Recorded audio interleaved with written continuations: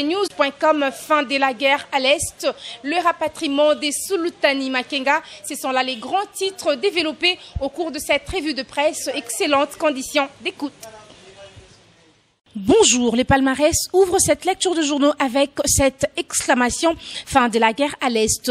Nouveaux bouleversements en vue sur la scène politique. Les démantèlements total du M23 a des implications politiques qui vont immanquablement bouleverser de nouveau la scène politique congolaise. Il ne peut surtout pas perdre de vue le fait que le processus de cohésion nationale qui s'est clôturé avec les concertations nationales avait entre autres bases la recherche de la solution à l'instabilité à l'Est. L'on a sans cesse répété que la recherche de la cohésion nationale visait à faire bloc à l'agresseur, renchérit l'auteur de l'article. Ce dernier était né à précipiter la balkanisation de la RDC. Les concertations se sont achevées sur une note d'espoir et ont donné naissance à plus de 600 résolutions. Et comme conséquence inéluctable du processus qui vient de s'achever, le chef de l'État a promis la mise en place d'un gouvernement de cohésion nationale en vue de s'occuper de la mise en application des résolutions des concertations nationales. Aux confrères d'ajouter, alors que s'étudiait à Kinshasa les voies de matérialiser les résolutions des concertations nationales, les FARDC ont vidé la crise qui a mis la nation en émoi d'une partie de son contenu. Il faut être naïf, ajoute le journal, pour continuer à croire que la victoire militaire à l'Est n'aura aucune incidence sur la suite des événements. Certes, le chef de l'État est un homme de parole. Il ne saurait se rétracter face à son engagement pris devant la nation, mais il est sûr que les modalités d'application de cet engagement ne seront plus les mêmes. Dans une autre colonne, le journal écrit glissement des fondamentaux. En effet, en parlant du gouvernement de cohésion nationale, le chef de l'État, lui, avait confié entre autres la mission de restaurer l'autorité de l'État sur toute l'étendue de la République. Les futurs gouvernements étant ainsi invités à livrer une guerre sans merci aux agresseurs et à leurs relais locaux. Joseph Kabila envisagerait ainsi le gouvernement de cohésion nationale dans un contexte de relance totale de la guerre. À elle seule, cette mission n'impliquerait qu'une nouvelle forme du gouvernement ainsi qu'un type adapté d'animateur.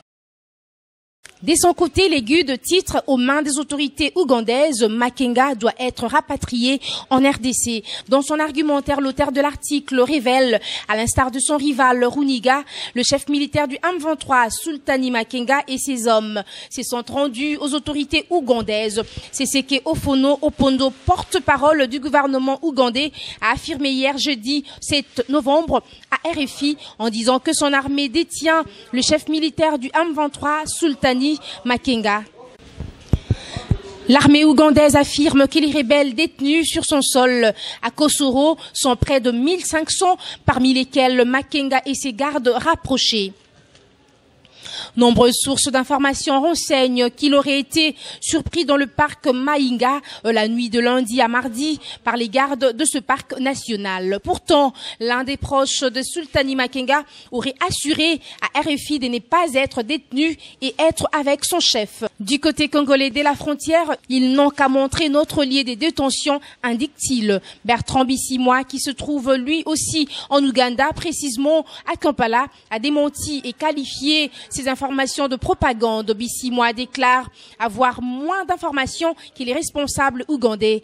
Toutefois, une centaine de rebelles auraient trouvé refuge du côté du Rwanda avec à leur tête Innocent Kaina, dit Indian Queen, l'un des commandants du M23 le plus craint Comme dans ses habitudes, la ministre rwandaise en charge de réfugiés, Séraphine Mukantabana, a démenti cette information. Si cela était vrai, je serais au courant, a-t-elle indiqué sur les ondes de la RFI. Un autre Rwandais est l'ambassadeur du Rwanda aux Nations Unies, Eugène Gassana, qui a admis que son pays avait reçu 51 blessés du M23 qui sont assistés par la Croix-Rouge comme il se doit. Je ne suis pas au courant d'autre chose, explique-t-il. Qu'à cela ne tienne, renchérit le journal, l'application de l'accord cadre. L'heure doit être au rapatriement des responsables du M23 pour qu'ils soient traduits en justice à cause de droits humains qu'ils ont violés. Dans les cadres de l'accord, cadre signé à Addis Abeba, lesquels obligent à tous les signataires à ne pas abriter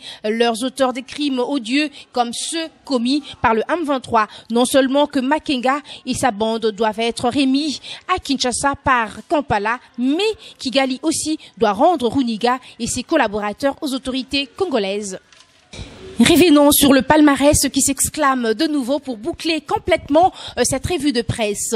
Le confrère écrit en milieu de sa une, Lessémillon Mende dévoile la position officielle du gouvernement.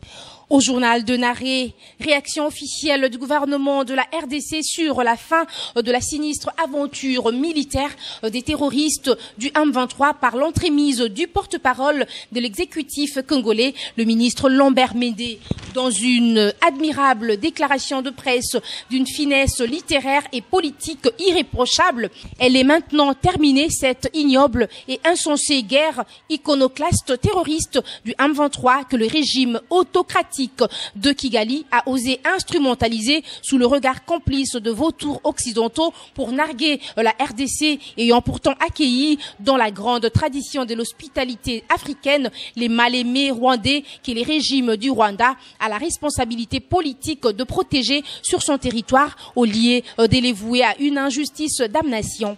La RDC vient au prix d'une inlassable patience et des coûteux sacrifices de ces populations de remporter finalement la victoire sur cette clique des terroristes que la communauté internationale a eu tort d'amadouer alors qu'il s'agit des cinglés barbares à traquer au même titre que les cruels et diaboliques assassins des terroristes qui troublent partout la paix du monde.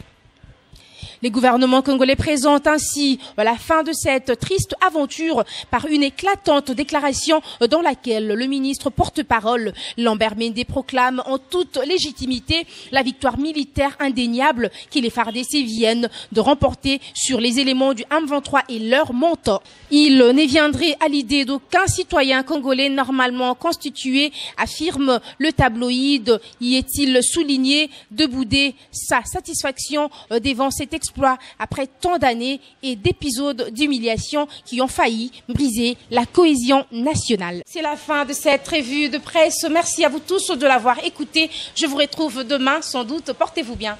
Merci.